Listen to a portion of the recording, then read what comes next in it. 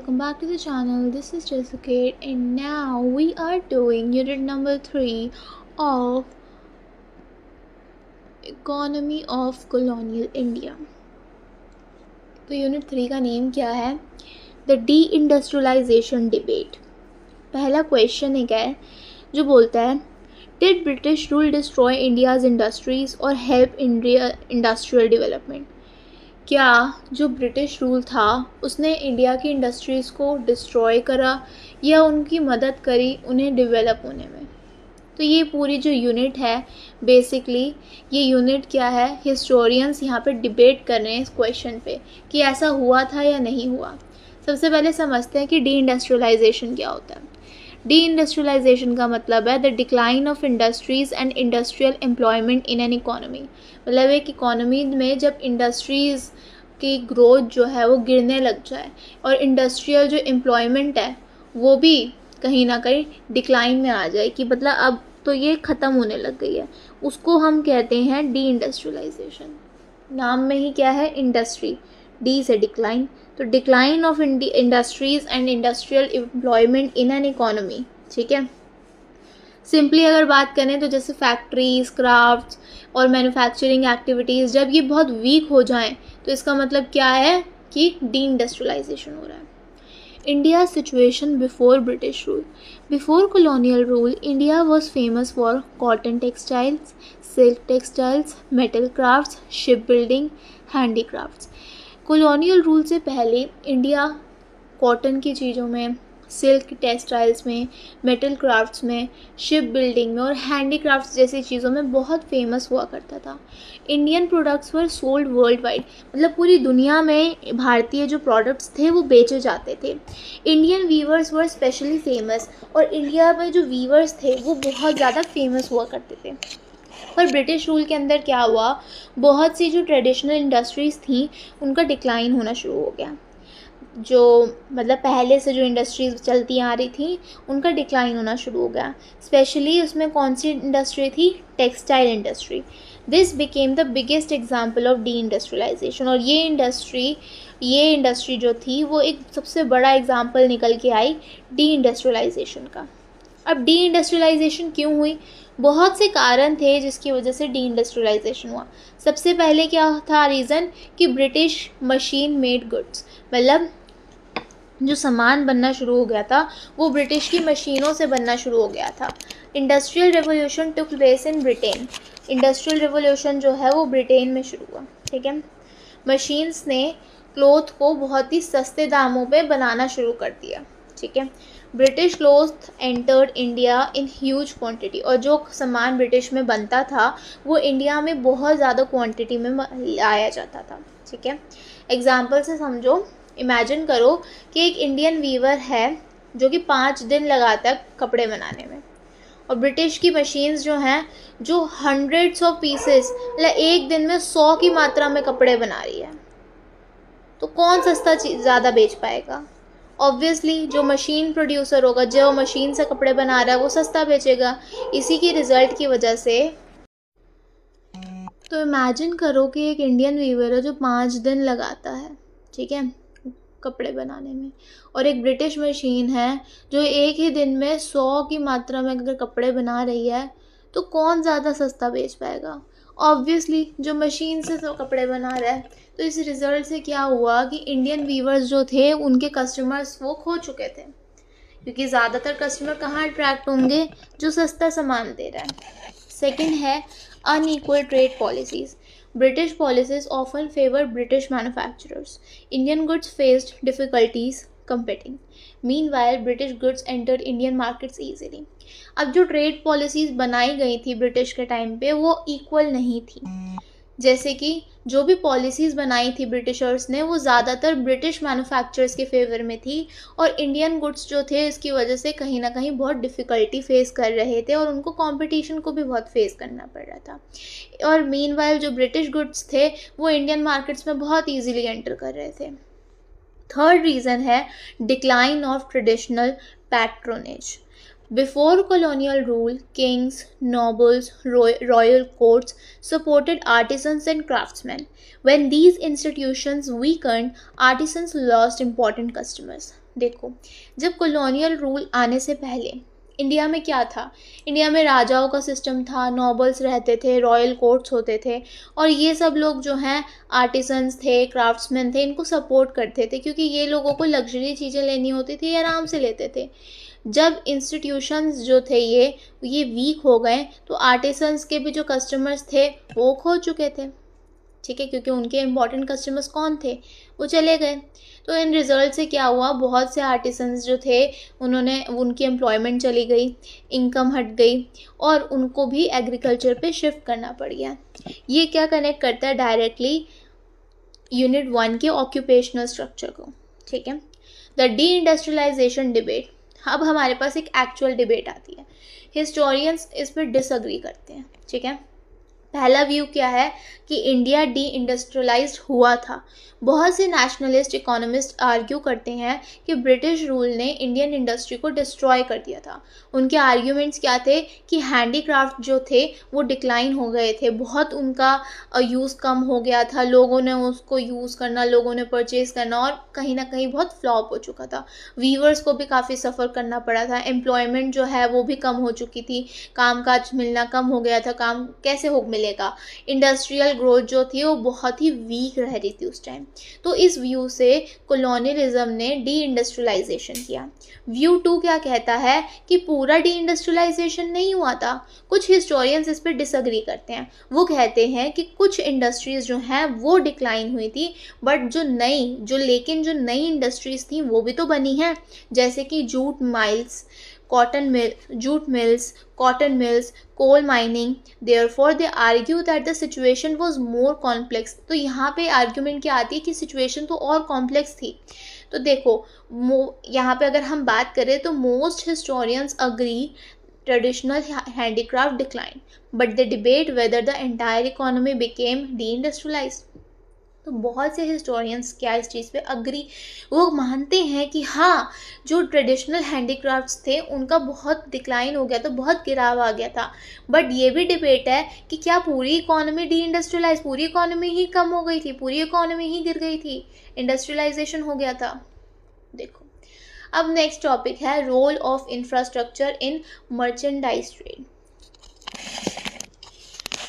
पहले तो ये समझते हैं कि इंफ्रास्ट्रक्चर क्या होता है। इंफ्रास्ट्रक्चर होता है फैसिलिटीज़ जो इकोनॉमिक एक्टिविटी को सपोर्ट करती है, जैसे कि रेलवे, रोड्स, पोर्ट्स, टेलीग्राफ, जो भी हमारे आसपास जब हम बाहर जाते हैं, जिनका हम यूज़ करते हैं अपनी डेली लाइफ में, चलते हैं, जो हमारी नीड्स हैं, तो कहीं ना कहीं हमारी जो फैसिलिटीज़ हमें प्रोवाइड करी जाती है इकोनॉमिक एक्टिविटी के लिए, उसको हम कहते हैं इंफ्रास्ट्रक्चर। ब्रिटिश ने इंफ्रास्ट्रक्चर क्यों बनाया? क्योंकि बहुत से लोग ऐसा अज्यूम करते हैं कि इंडिया की डेवलपमेंट के लिए किया। मेनली उनका फोकस था कि उनको भारत को एक डेवलप्ड कंट्री बनाना था। बट हिस्टोरियंस इस पे आर्ग्यू करते हैं। वो कहते हैं कि प्राइमरी पर्पस जो था वो कॉलोनियल इंटरेस्ट था, उनका खुद का इंटरेस्ट था। रेलवेज ने ब्रिटेन की हेल्प करी। कैसे? जो रॉ मटेरियल्स इंडिया से लिए जाते थे उसको मूव करने में। अब कॉटन फ्रॉम विलेजेस को क्विकली रीच पोर्ट्स। अब पोर्ट्स तक आपको कॉटन पहुंचानी है, तो गाँव से पोर्ट तक जो कॉटन पहुंचाने का सिस्टम था वो बहुत जल्दी हो जाता था, ठीक है, बहुत जल्दी गाँव से जो पोर्ट्स थे वहाँ तक कॉटन पहुँच जाती थी। Expanding trade, British goods could reach Indian markets faster. उन्होंने ये इसलिए बनाया कि जो ब्रिटिश के जो गुड्स बन के आ रहे हैं ब्रिटेन से, वो इंडिया की मार्केट में बहुत जल्दी पहुंच सके। थर्ड पॉइंट यहाँ पे क्या बताता है? Military control. Troops could move quickly across India, मतलब उनको मिलिट्री पे भी कंट्रोल लाना था, तो जो भी ट्रूप्स थे वो अक्रॉस इंडिया बहुत जल्दी मूव कर सके, अलग अलग लोकेशंस पे पहुंच सके, इसलिए उन्होंने रेलवे बनाया। Therefore infrastructure help trade now grow, but much of it serve colonial economic goals. Infrastructure ने व्यापार को कहीं हद तक मदद करी उसको बढ़ने में, पर इसने कॉलोनियल इकोनॉमिक गोल्स, जो उनके अपने इकोनॉमिक गोल्स थे, उनके जो स्ट्रैटेजीज थी, उनके जो एक टारगेट था, उसको सर्व ज़्यादा किया। अब बात करते हैं एंटरप्रेन्योरल स्ट्रक्चर का इवोल्यूशन ऑफ एंटरप्रेन्योरल स्ट्रक्चर। देखो, एंटरप्रेन्योर कौन होता है? एक ऐसा पर्सन जो अपना बिजनेस स्टार्ट करता है और मैनेज करता है, उसको हम क्या कहते हैं? एंटरप्रेन्योर। ब्रिटिश रूल से पहले क्या होता था? Business activities were often controlled by merchant communities, traditional traders, craft producers. British rule से पहले क्या होता था? जो भी बिज़नेस के काम होते थे वो ज़्यादातर जो मर्चेंट की कम्युनिटीज़ होती थी, जो पहले के ट्रेडर्स हुआ करते थे, क्राफ्ट बनाने वाले जो प्रोड्यूसर्स थे, वो संभालते थे। ठीक है। कॉलोनियल रूल के अंदर क्या हुआ? नए बिजनेस ग्रुप आए। ठीक है। इंडियन एंटरप्रेन्योर्स जो हैं वो इंडस्ट्रीज़ में एंटर करने लग गए, जैसे कि कॉटन मिल्स में, जूट मिल्स में, माइनिंग में। तो एग्जाम्पल से समझते हैं। Business families gradually became important in Indian industry. Business families जो थी वो एकदम से, या कह लो धीरे धीरे, इंडियन इंडस्ट्री में इम्पॉर्टेंट हो गई। ठीक है। These entrepreneurs later played a major role in India's industrial development। और इन एंटरप्रेन्योर्स ने ही बाद में क्या करा? एक मेजर रोल प्ले करा है इंडिया की इंडस्ट्रियल डेवलपमेंट में।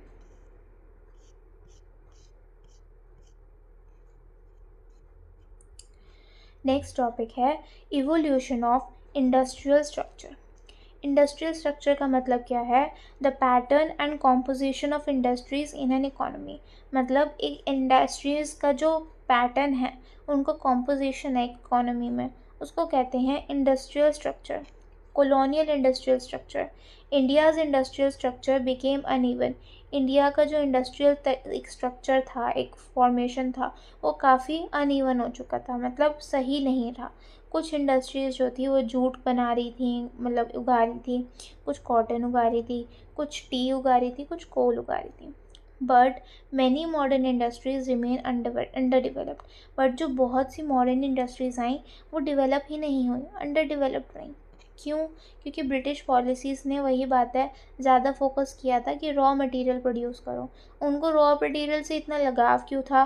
वो क्यों चाहते थे कि इंडिया में रॉ मटेरियल की प्रोडक्शन ज़्यादा हो? क्योंकि उनको अपने ब्रिटेन में भी तो भेजना था। मेन तो फोकस उनका क्या था? उनको था कि यहाँ से रॉ मटेरियल मिलेगा, हम अपने देश ले जाएंगे, वहाँ से सामान बनाएंगे, यहाँ बेचेंगे, मुनाफा ही मुनाफा। एक्सपोर्ट ओरिएंटेड एक्टिविटीज़, उनका पॉलिसीज़ किस पे फोकस और करती थी कि उनको जो भी एक्टिविटीज़, जो भी काम करना था, वो ज़्यादातर उनको एक्सपोर्ट से रिलेटेड था, उनको सामान बाहर भेजना था, रेदर देन ब्रॉड इंडस्ट्रियलाइजेशन। उनका कोई ये मतलब नहीं था कि उनको इंडस्ट्रियलाइजेशन कोई करना, ये तो हमें वैसे ही पता चल रहा है। अब बात करते हैं constraints on industrial growth. Constraints का मतलब क्या होता है? ऑब्स्टेकल। मतलब इंडस्ट्रियल ग्रोथ को होने से किसने रोका? What prevented industrial growth? किस चीज़ ने बचा के रखा इंडस्ट्रियल ग्रोथ को? देखो, पहला तो क्या था? Lack of government support. British government support was limited compare to industrial support in Britain. British जो सरकार उस टाइम ब्रिटिश की हो गई थी, तो ब्रिटिश गवर्नमेंट का सपोर्ट बहुत ही कम था। जितना उन इंडस्ट्रियल सपोर्ट ब्रिटेन में था उसके कंपैरिजन में यहाँ तो बहुत ही कम था। सेकंड था competition from British goods. Indian industry struggle against imported products. अब इंडिया में जो इंडस्ट्रीज़ थी, जो ऐसी इंडस्ट्रीज जो यहाँ पे सामान बना रही हैं, उनको कंपटीशन भी तो कितना फेस करना पड़ता था। क्यों? क्योंकि यहीं से रॉ मटेरियल जाता था, दूसरे देश से चीप तरीके से बन के यहाँ पे बेचा जाता था, वो भी चीप वैल्यू में, जिसकी वजह से इंडिया में जो इंडस्ट्रीज़ थी वो हैंडीक्राफ्ट पे ज़्यादा बेस्ड थी। यहाँ पे इतनी अच्छी टेक्नोलॉजी, इतनी अच्छी मशीन्स नहीं थी कि हम उनसे कंपटीशन कर पाएँ। उसकी वजह से इंडियन इंडस्ट्रीज़ को बहुत स्ट्रगल फेस करना पड़ता था। थर्ड है low capital availability. Many entrepreneurs lacked sufficient investment funds. यहाँ पे कैपिटल की अवेलेबिलिटी भी नहीं थी। कैपिटल क्या होता है कि वो पैसा जो हम अपने बिजनेस में लगाते हैं। बहुत से एंटरप्रेन्योर्स, जैसे मैंने आपको पहले बताया कि एंटरप्रेन्योर्स कौन होते हैं, जो अपना बिजनेस चलाते हैं, खुद के एक तरीके से मालिक हैं। तो बहुत से एंटरप्रेन्योर्स के पास सफिशिएंट इन्वेस्टमेंट फंड्स नहीं थे। अब फंड्स नहीं होंगे तो आप कहाँ से एक अपना बिजनेस चलाओगे? बिजनेस चलाने के लिए पैसा चाहिए। If you don't have investment, if you don't have money, how would you start a business? Fourth reason कह लो था लिमिटेड टेक्नोलॉजी। वही जो मैंने आपको पहले बताया कि मॉडर्न टेक्नोलॉजी बहुत धीरे धीरे स्प्रेड हो रही थी। अभी हम कहते हैं ना कि आज के टाइम पे क्या है कि स्प्रेड हो रही है रैपिडली, उस टाइम ऐसे नहीं था, बहुत धीरे धीरे स्प्रेड हो रही थी क्योंकि यहाँ पे तो थी ही नहीं। फिफ्थ पॉइंट है poverty of population. Poor people had limited purchasing power. जो गरीब लोग थे उनके पास परचेजिंग पावर, मतलब कि मेरे पास पैसा है कि मैं कोई चीज़ खरीद सकती हूँ। परचेजिंग पावर क्या है? मेरी खरीदने की क्षमता। तो जो गरीब लोग थे उनके पास ये परचेजिंग पावर, जो खरीदने की क्षमता, बहुत ही लिमिटेड थी, कम थी, एक लिमिट में थी। लो डिमांड रिस्ट्रिक्टेड इंडस्ट्रियल एक्सपेंशन। और जो डिमांड, इतनी लो डिमांड जो थी कि डिमांड है बट वो कितनी है? लो है। लो डिमांड ने इंडस्ट्रियल एक्सपेंशन को होने से भी रिस्ट्रिक्ट कर रखा था। मतलब इंडस्ट्री एक्सपैंड कब होगी, एक्सपेंशन कब होगा? जब लोग चीज़ें खरीदेंगे, डिमांड आएगी तभी तो सामान बनेगा। पर डिमांड ही कम थी, जिसकी वजह से इंडस्ट्रियल एक्सपेंशन नहीं हो पाया, इंडस्ट्रीज उतना एक्सपैंड नहीं कर पाई। तो देखो, इंडिया का सबसे पहले अगर हम एक स्टोरी में समझे तो भारत के अंदर एक काफ़ी अच्छा हैंडीक्राफ्ट था, फील्ड थी, एक इंडस्ट्रीज़ थी जो स्ट्रॉन्ग हुआ करती थी। फिर क्या हुआ कि ब्रिटिश की मशीन मेड गुड्स आए इंडिया में। मतलब ब्रिटेन में क्या होता था उस टाइम पे, उनके पास मशीन्स होती थी। इंडिया में ज़्यादातर काम होता था हाथ से। अब हाथ से जब आप कोई चीज़ बनाओगे तो उसमें कितना टाइम लगेगा? उसकी डिटेलिंग, उसकी प्रिपरेशन, उसको तरीके से बनाना, एक परफेक्ट लुक देना, इसमें लगता है टाइम। और ब्रिटेन में क्या होता था? मशीन्स होती थी। जो कपड़ा मैं अगर 5 दिन में एक बना पा रही हूँ, वो एक ही दिन में वहाँ पे बहुत सारे बन जाते थे और वो सामान फिर इंडिया आ जाते थे। ट्रेडिशनल इंडस्ट्रीज़ उसकी वजह से क्या होगी? डिक्लाइन। अब जो इंडस्ट्रीज़ पहले से चलती आ रही हैं भारत में, उनको एकदम से ऐसा झटका लगा। क्यों? क्योंकि लोग जो हैं वो वही चीज़ खरीदेंगे जो उनको सस्ती मिलेगी। मैं अगर सामान 5 दिन में बना रही हूँ तो मेरे लिए इम्पॉसिबल है कि मैं उसको महंगे में ना बेचूँ। मैं किसी दूसरे से compete कैसे करूं जो सस्ते में बेच रहा है, क्योंकि उनके पास तो अनलिमिटेड प्रोडक्ट बन रहे हैं और मैं उतने नहीं बना सकती। अगर मैं सस्ते में बेचूंगी मेरे को टाइम टेकिंग ज़्यादा लग रहा है। और उसके बाद क्या है, बहुत से आर्टिसंस जो थे वो एग्रीकल्चर पे मूव हो गए थे। Many artisans move to agriculture. Why? क्योंकि आर्टिसंस के कस्टमर थे ही नहीं। अगर मैं कोई सामान बेचूं, मेरे कस्टमर ही नहीं होंगे, तो मैं वो बिज़नेस फ्लॉप में ही चला रही हूँ। जब मुझे फ़ायदा नहीं होगा तो मैं मूव करूँगी। तो बहुत से आर्टिसंस जो थे वो एग्रीकल्चर में मूव कर गए थे, क्योंकि ब्रिटिश से पहले किंग्स वगैरह का राज होता था जो कि हट चुका था। तो उनके जो कस्टमर्स थे वो ऑलमोस्ट नहीं ना के बराबर थे। आर्टिसंस को सपोर्ट भी उनसे मिलता था। फिर हिस्टोरियंस की डिबेट के बारे में बात करिए कि historians debated whether this was true deindustrialisation. अब यहाँ पे इनकी बहसबाजी भी चल रही है। ये लोग अपने में ही व्यस्त हैं कि भाई इंडस्ट्रियलाइजेशन हुआ पूरा या नहीं हुआ, क्या ये बात सच है, क्या ये बात सच नहीं है। Infrastructure expanded. अब यहाँ पे ये भी बात हुई कि भाई उन लोगों ने इंफ्रास्ट्रक्चर भी बनाया था, पर उसमें भी दिक्कतें हैं कि क्या इंफ्रास्ट्रक्चर उन्होंने हमारे लिए बनाया था कि इंडिया की वो चिंता करते थे, इंडिया को डेवलप बनाना चाहते थे, या फिर उन्होंने इसलिए बनाया था कि उनका अपना मोटिव था, उनको कॉलोनियलाइजेशन को इंटरेस्ट की वजह से बनाया, उनको रॉ मटेरियल्स चाहिए थे। फिर है सम मॉडर्न इंडस्ट्रीज एमर्ज। ये भी एक टॉपिक निकल के आता है कि कुछ मॉडर्न इंडस्ट्रीज़ भी तो आई, जैसे कि जूट की, इनकी मिल्स बनी। फिर यहाँ बोला गया कि इंडस्ट्रियल ग्रोथ जो है उसमें बहुत सारे ऑब्स्टेकल्स भी आए, दिक्कतें भी आई। ठीक है, अब यहाँ पे बात करी जा रही है जो डी इंडस्ट्रियलाइजेशन की डिबेट है। सो पहला क्या है? Labour relations. लेबर रिलेशंस का मतलब क्या है? लेबर रिलेशंस का मतलब है जब एम्प्लॉयर्स और वर्कर्स के बीच में जो रिलेशनशिप है उसको हम क्या कहते हैं? Labour relations. इसमें क्या क्या आता है? Wages, working conditions, working hours, rights of workers. What happened under colonial rule? Colonial rule के अंदर क्या हुआ? As industries developed, More people started working in cotton mills, jute mills, tea plantations, coal mines. जैसे जैसे industries का development हुआ, ज़्यादातर जो लोग थे उन्होंने इन सारी मिल्स में काम करना शुरू कर दिया. कंडीशंस ऑफ वर्कर्स की कंडीशन क्या रहती थी? The conditions were generally poor. Long working hours, workers often worked for many hours a day. Low wages, pay was usually very low. Unsafe conditions, many factories lacked safety measures. Workers faced accidents, diseases, injuries. Women and children, many industries employed women, children because they could often be paid less. Labor movements, over time workers began organizing.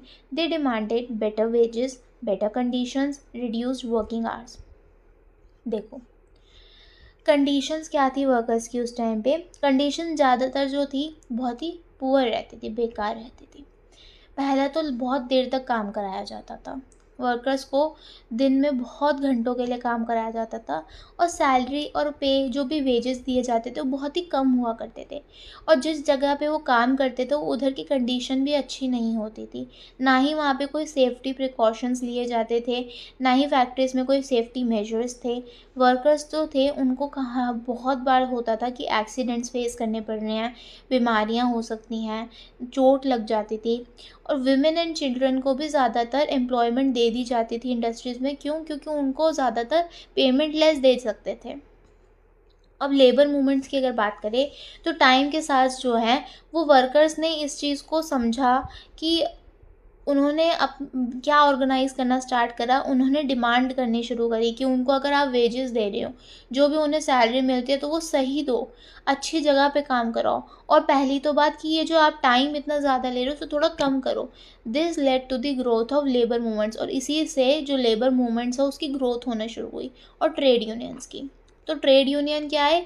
एक organisation है formed by workers to protect their interest. तो trade union एक ऐसी organisation है जो कि workers ने ही बनाई है. क्यों बनाई है? ताकि वो अपने इंटरेस्ट, अपने लिए, अपने आप को बचाने के लिए वो एक ऑर्गेनाइजेशन बना सके, अपने आप को बचाने के लिए, अपने इंटरेस्ट को बचाने के लिए, जो उनके इंटरेस्ट में आता है, उनको जो राइट्स मिलने चाहिए.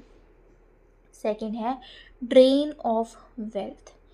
अब इसको बहुत ध्यान से समझते हैं. ड्रेन ऑफ वेल्थ का मतलब है the transfer of India's wealth to Britain without receiving an equivalent benefit in return. देखो नाम को अगर मैं बांटूं, ड्रेन का मतलब क्या होता है? कोई चीज़ ड्रेन हो रही है. ऑफ मतलब का और वेल्थ मतलब पूंजी.